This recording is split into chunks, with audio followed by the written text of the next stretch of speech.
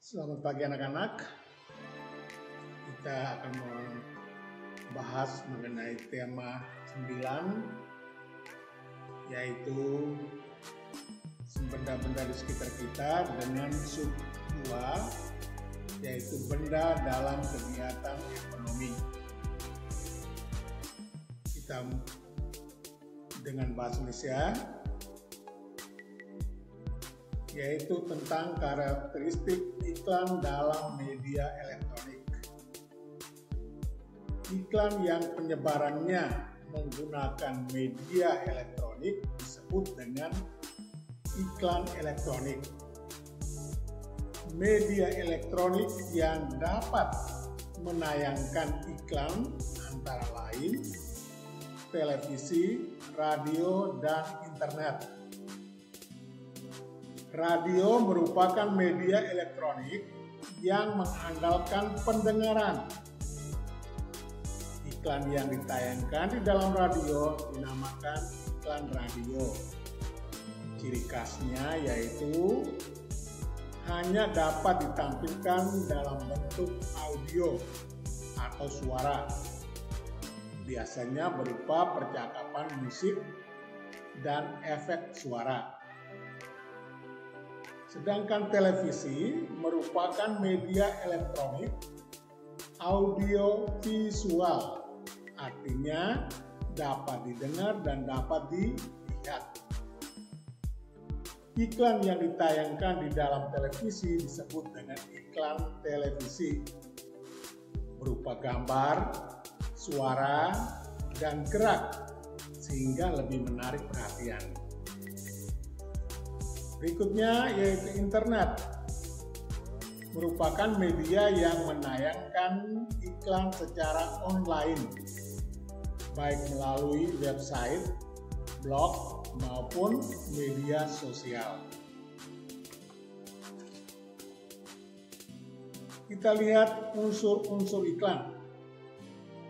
Yang pertama, unsur-unsur iklan itu secara umum agar ditampilkan menarik perhatian, maka unsurnya adalah perhatian, minat, keinginan, rasa percaya, tindakan.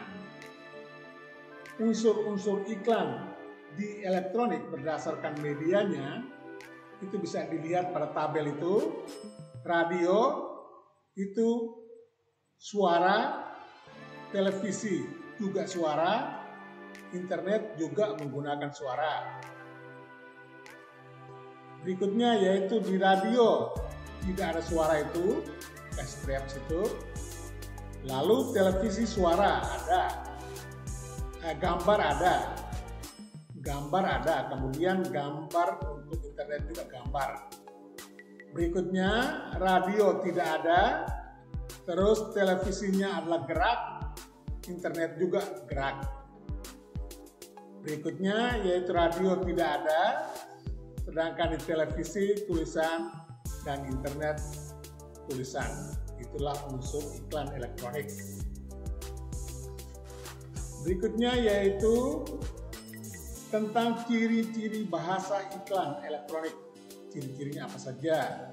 Yaitu yang pertama, bahasa yang digunakan dapat berupa bahasa formal maupun non-formal. Bahasa pada iklan elektronik harus mampu menarik perhatian konsumen atau masyarakat umum. Beberapa ciri bahasa iklan elektronik yang mampu menarik perhatian khalayak atau masyarakat umum, yaitu pertama, pilihan kata yang digunakan harus menarik, tepat, logis, dan sopan. Kemudian pilihan kata yang digunakan dapat mensugesti, memengaruhi. Kemudian pilihan kata yang digunakan menonjolkan informasi yang dianggap penting. Terus yang terakhir yaitu pilihan kata yang digunakan menunjukkan sasaran. Berikut kita ke ilmu pengetahuan alam. yaitu mengenai zat penyusun dalam minuman. Banyaknya jenis minuman yang ada di sekitar kita, misalnya air mineral, es teh manis, es sirup, dan sebagainya. Juga air mineral termasuk zat tunggal yang berupa senyawa berbentuk cairan yang tidak berasa dan tidak berbau. Contoh gambarnya bisa kalian lihat itu. Es teh manis merupakan materi berbentuk cairan yang berasal dari campuran air, serbuk teh, gula pasir, dan es batu.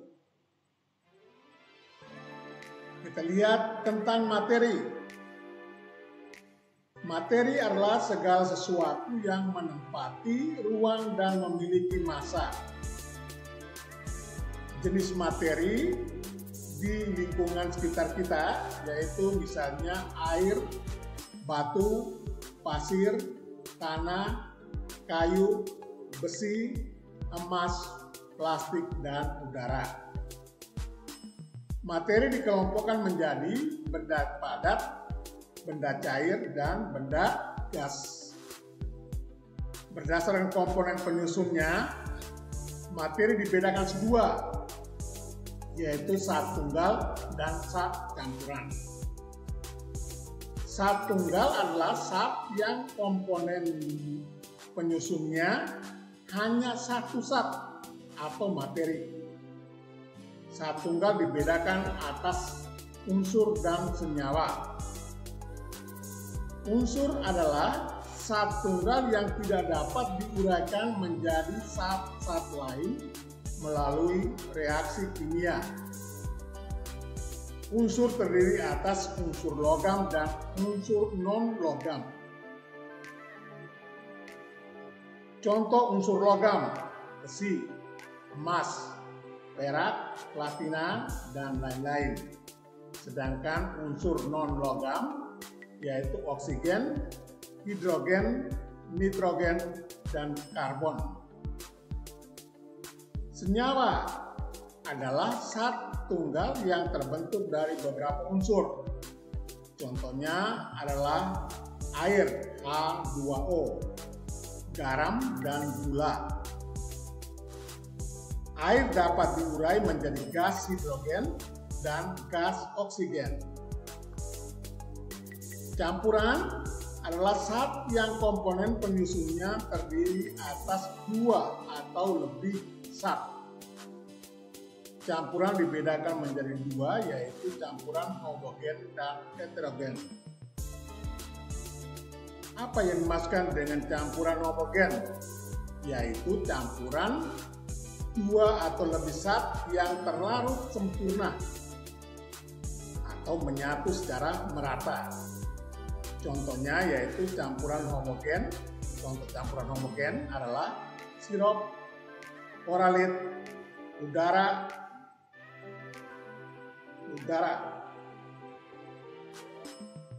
Sirup terdiri atas campuran gula, air, dan pewarna. Oralit campuran air dan garam. Sedangkan udara adalah campuran gas-gas. Campuran heterogen. Sekarang kita lihat campuran heterogen, yaitu campuran dua atau lebih zat yang tidak terlarut sempurna.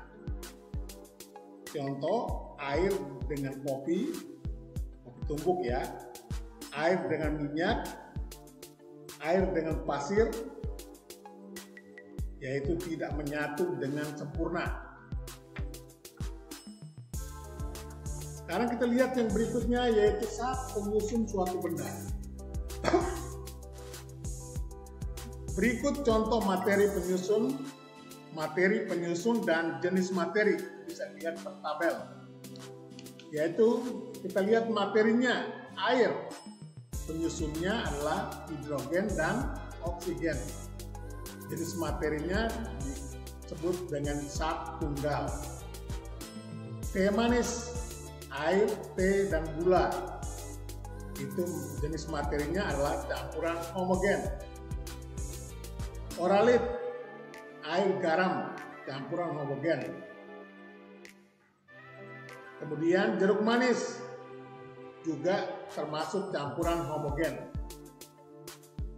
Adonan kue, tepung, terigu, telur, pengembang kue ya, itu termasuk campuran heterogen. Adonan bakwan, itu tepung, terigu, sayuran, campuran heterogen. Air kopi, air gula, bubuk kopi, campuran heterogen. Es teh, air teh, gula, es batu, campuran heterogen. Perbedaan zat tunggal dan zat campuran. Perbedaan paling signifikan adalah dari penyusunnya. Zat tunggal hanya memiliki satu zat atau materi penyusun, sedangkan campuran terdiri dari dua zat atau lebih penyusunnya. Kemudian zat tunggal dibedakan atas dua unsur, yaitu unsur senyawa dan atas unsur dan senyawanya, sedangkan campuran dibedakan atas campuran homogen dan campuran heterogen yang seperti kita bicarakan pada tabel tadi. Kemudian tabel dengan perbedaan antara unsur, senyawa, dan campuran bisa kamu lihat di situ. Saya hanya sampaikan satu contoh saja. Unsur disusun dari zat murni. Senyawa disusun oleh dua unsur atau lebih. Campuran disusun oleh beberapa zat. Nah, untuk yang lain bisa lihat antara unsur, senyawa, dan campuran dalam tabel. Oke, kita datang kepada SGDP. Variasi pola lantai dalam seni tari. Formasi berubah-ubah yang biasa ditampilkan dalam pertunjukan seni tari dinamakan variasi pola lantai. Pola lantai vertikal, bisa lihat pada gambarnya, banyak digunakan pada tari klasik. Kesan yang ditampilkan dari pola lantai ini adalah sederhana namun kuat. Ciri dari pola lantai vertikal adalah penari membentuk garis lurus dari depan ke belakang atau sebaliknya, sesuai dengan ulanganmu yang kemarin. Kemudian berikutnya yaitu pola lantai garis lengkung. Pola lantai garis lengkung dapat dibentuk oleh penari dengan membentuk lingkaran, angka 8 atau lengkung ular. Lihat pada itu gambar yang ada, yaitu dengan lingkaran, bentuk lingkaran itu. Berikutnya yaitu kita ke PPKN, Pendidikan Pancasila dan Kewarganegaraan. Peristiwa yang mencerminkan persatuan dan kesatuan. Yang pertama, menghormati perbedaan merupakan sikap yang dapat menjaga dan memelihara persatuan dan kesatuan bangsa. Yang kedua, persatuan dan kesatuan mengandung arti bersatunya berbagai perbedaan menjadi satu kebulatan yang utuh dan selaras. Yang ketiga, peristiwa yang mencerminkan persatuan kesatuan yaitu Festival Budaya Nusantara, toleransi dan hidup berdampingan dalam perbedaan, semangat keluargaan dan tolong menolong. Yang berikutnya yaitu ilmu pengetahuan sosial. Kita lihat mengenai hasil usaha dalam kegiatan ekonomi masyarakat Indonesia. Kita lihat yang pertama yaitu pertanian. Hasil usahanya apa? Seperti padi, jagung, ubi, palawija. Perkebunan, karet, kelapa sawit, tebu, dan sebagainya. Peternakan antara lain, peternakan hewan besar seperti sapi, kerbau, kuda.